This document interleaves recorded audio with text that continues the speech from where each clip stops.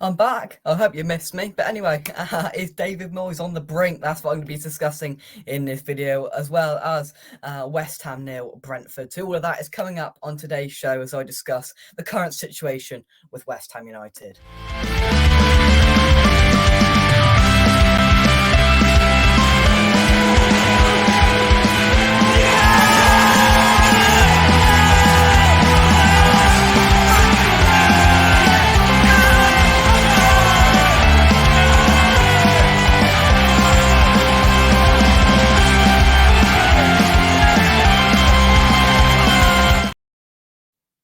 So, well, where do I start? Obviously, we've sort of picked up on where we left off with West Ham, with 2 defeats in 2 games coming back after the World Cup break. Of course, that's 5 losses in a row straight now in the Premier League, and yeah, it's not looking good. It's really, really not looking good at all for West Ham. I'm just going to break things down individually into little sections and just talk about what I think needs to change a great deal. That is a spoiler. Now, of course, the big question that everybody's asking at the moment, should he stay or should he go? I'm going to be blunt. I don't see where this is changing, so I think it's best for all parties if he goes. Now, to be honest with you, I'm not a big fan of sacking managers, but I don't see any other alternative option, because if we keep going like this, there's only one way we're going, and it's to the Championship, I'm afraid. It's just been really, really poor, and we've picked up where we've left off. I thought this 6-week break may have given us an opportunity to just reset, regroup, bring in some new ideas and maybe change things. But yeah, in little stages, I thought we were better for a little while in the Brentford game. And yes, we did go 1-0 up in the Arsenal game, but it's still the poor performances. And I mean, just to take the Arsenal game, for example, Souček still started. I know we didn't start yesterday against Brentford, but still, it's just so frustrating to see all these players we've got there, and we say it week in, week out, all the players we've got there, and we're just playing such poor football. And whether these players, I don't know if a blame has got to be laid now on the people that have signed these players, because they're obviously not the sort of players that we need to be signing. We've tried Paqueta in a different role alongside Rice. I didn't think it particularly worked well, and I don't know how we're getting I don't know how we will get the best out of our £50 million player. And I could run through the other signs. Cornet, we haven't seen for months, when we were told it was going to be weeks. I know that's not on the pitch form, but that's frustrating. Kerr's a liability. There's no other way of putting it. How many goals he's cost us and how dodgy he looks. I don't think you could trust him in any big situation, in my opinion. And Emerson doesn't seem to be getting the starts in the positions, and I just thought it was a little bit strange against Brentford that he started both Emerson and Cresswell, but we know Cresswell was going to get exposed because of the pace that the Brentford side had. It would have just made more sense to start Emerson as the left back and then Fornals as the left winger. Whatever Fornals has done over the last few weeks, I don't know, but he can't get a start for love nor money at the moment, which is strange and baffling to me as well.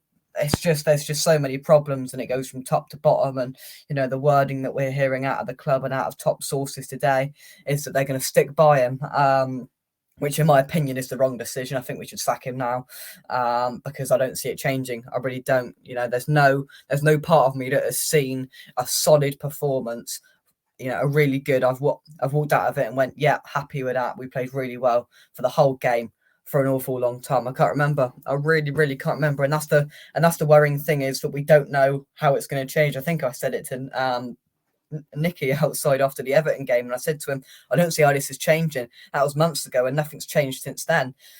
Are we just going to keep going down this road of Moyes and Rice coming out on post-match press conference and saying, yeah, I thought we did this well, but it wasn't quite good enough. Stick with us, they keep saying, but it's hard to stick with them at the moment, because the football we're producing and the tactics that are coming out of it is just appalling. And how this is changing, I don't know. That is the worrying thing. I keep saying it, but that's the worrying thing about it.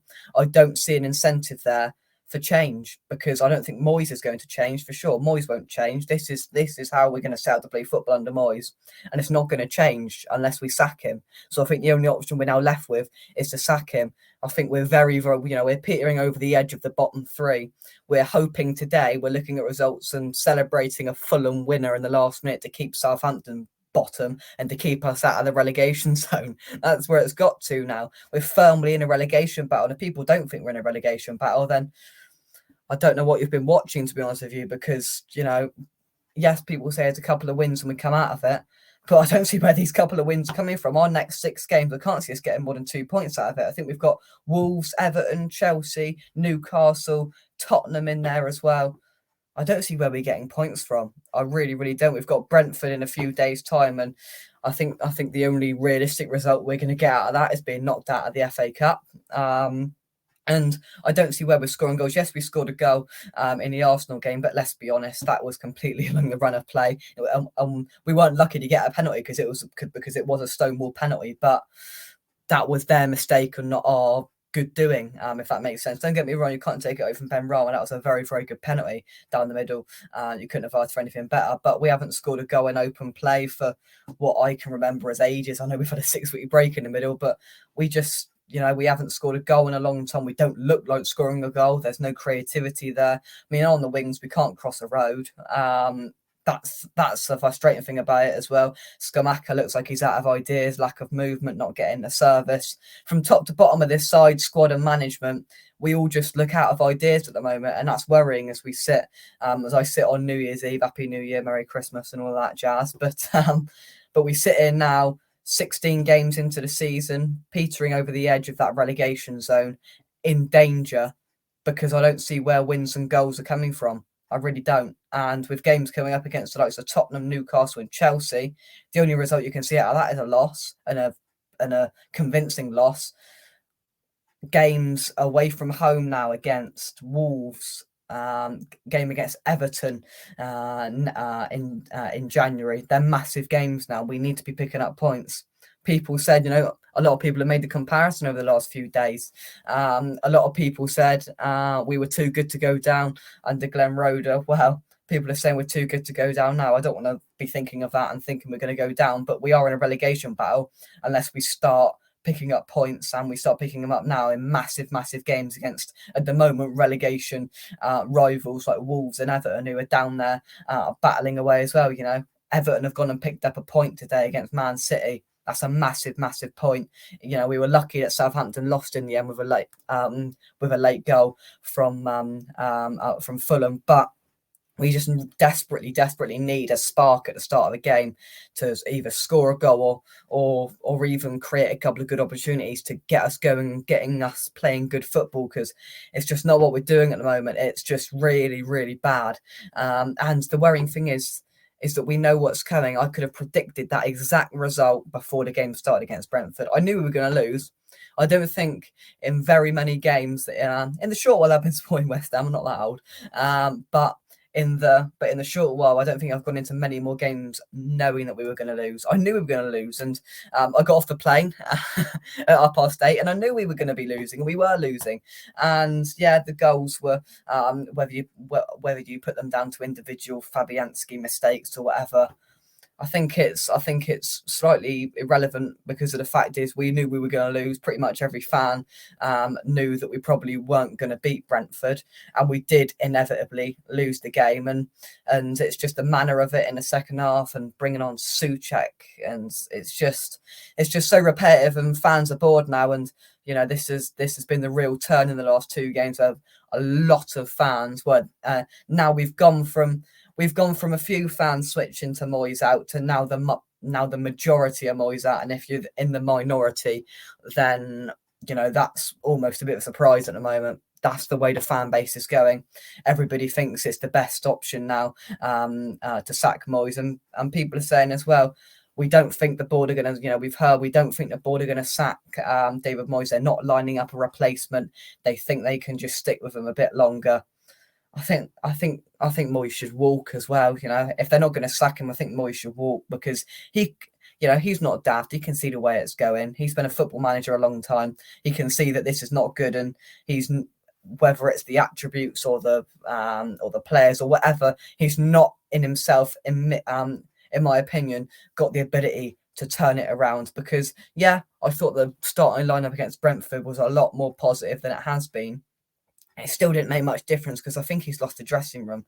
I think he lost the dressing room a good few weeks ago, to be honest with you. You know, when we went into those Palace and Leicester games, the players aren't playing for Moyes, and that's when you know it's time to go. And it is time to go, I think, for Moyes. Put your thoughts in the comments section down below. Of course, we now build up to a game against Leeds again, which is absolutely massive in a few days' time. Have a happy new year to you all. Thank you very much for your support on the channel this year. That's it from me. Unfortunately, we're ending what's been an absolutely in the majority an amazing year for West Ham. Definitely the start of it for sure. And it's unfortunate that we're ending it on such a dull and really not very positive note. But it is what it is. We can only speak on what we're seeing, and you know, I'm going to voice my opinion, and I think it's not good enough, and it's got to change. And the only way I see that currently changing is if we change managers. So I wouldn't expect the board to be changing managers anytime soon, because I think they like Moyes. I think they're good for him, and you know what they've done to sort of keep the press off of GSB over the last couple of years. I think they're definitely going to give him a short while yet, but I think it is just going to be a matter of time. I think it is a matter of time, but we're going to have to wait and see what happens. Let's see if there's an improvement. I highly doubt it against Leeds, but we'll have to wait and see. Thank you very much for watching. Come on, you iron. I'll catch you soon right here on West Ham Official. Thank you very much, and bye-bye.